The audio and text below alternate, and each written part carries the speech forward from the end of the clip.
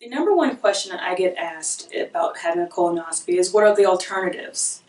There is a newer stool test that has been recently released and approved for screening purposes. It's called the stool Cologuard. Essentially, it's a stool test that you can do in the comfort of your own home. The only downside to this test is that it is sensitive for detecting advanced stage cancers. However, it is not very sensitive for detecting polyps of high risk. And that's what the colonoscopy is really trying to identify. We don't want to see you when you've already developed colon cancer. We want to focus on prevention. So the stool Cologuard actually isn't able to detect those polyps.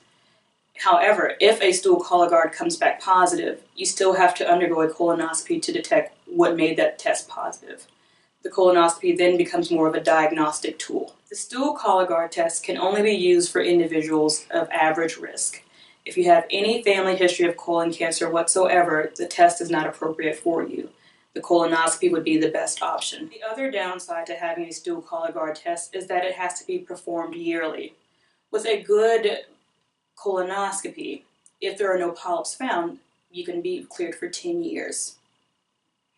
The best thing about a colonoscopy is that it is covered by all insurance companies, including Medicare and Medicaid.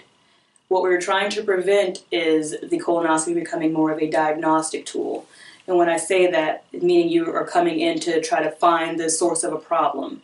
We're all trying to focus on prevention with colonoscopies. We want to catch your issue before it happens.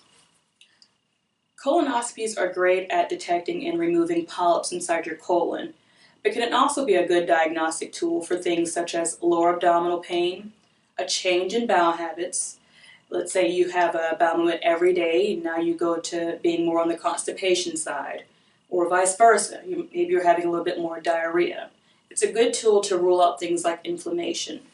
We can also check for something called diverticulosis, which is a benign condition where there are little outpouchings in your colon. However, these little outpouchings can sometimes get inflamed when something gets trapped in them, like a seed or a nut.